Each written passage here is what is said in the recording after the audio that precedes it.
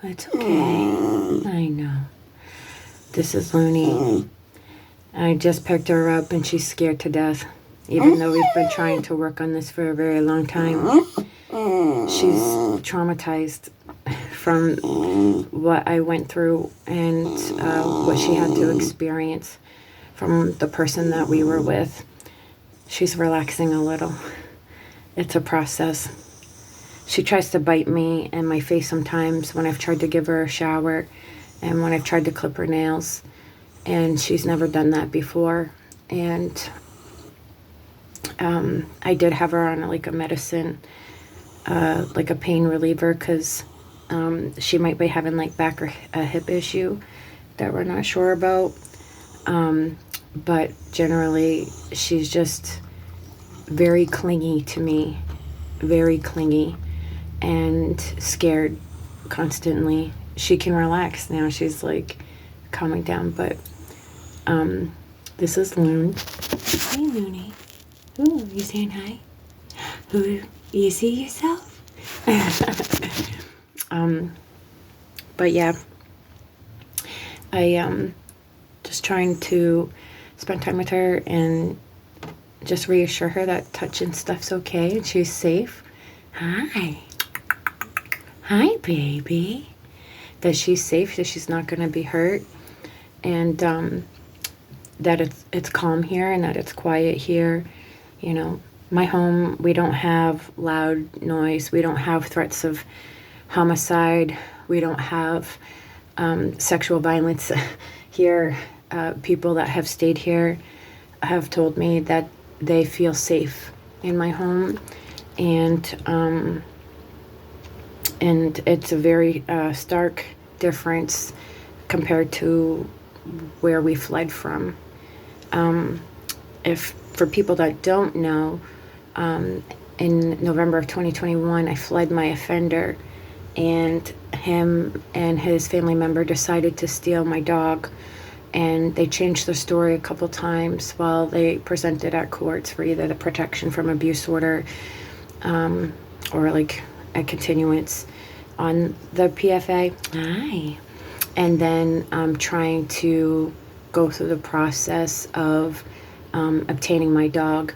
And in the state of Maine, what happens is that if you have an animal and like you're fleeing a situation of violence, if you can try to get your animal, I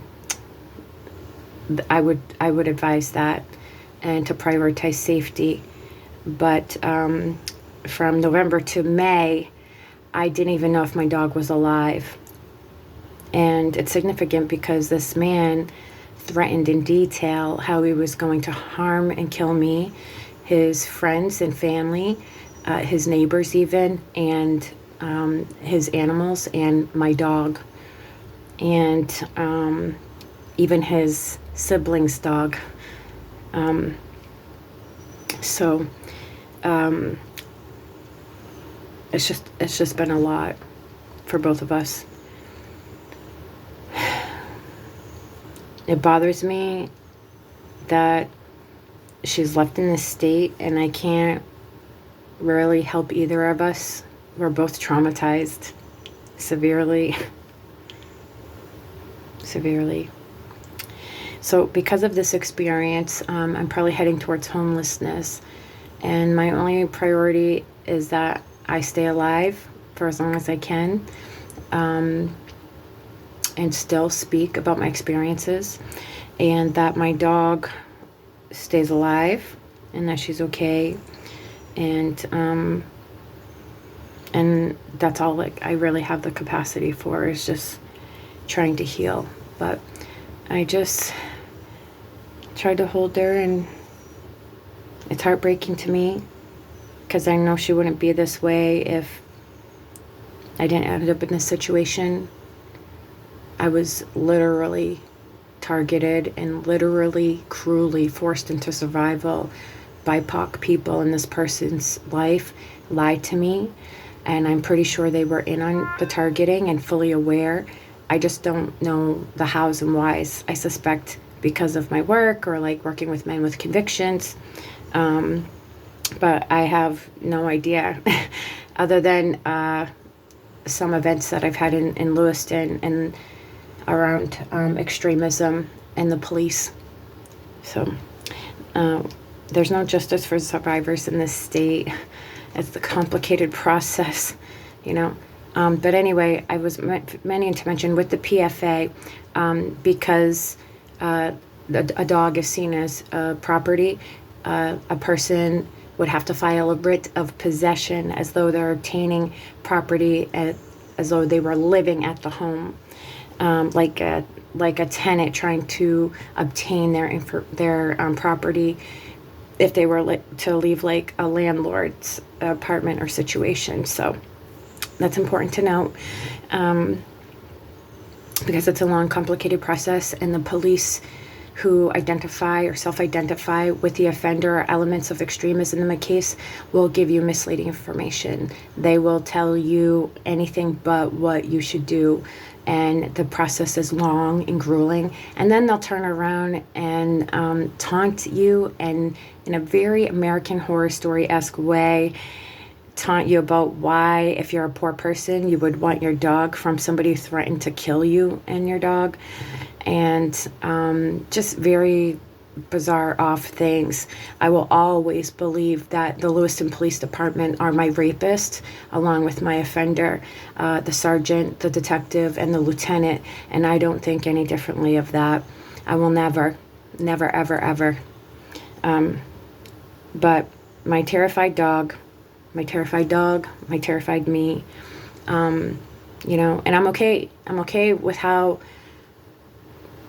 we are right now. You know, it's a process. I just don't have resources for like behavioral stuff or things like that.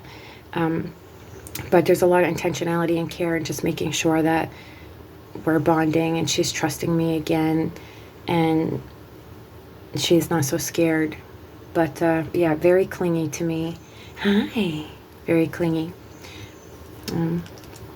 But yeah, if you're a survivor and you need help with your dog, you know, there may be supports and resources, but people never return your calls.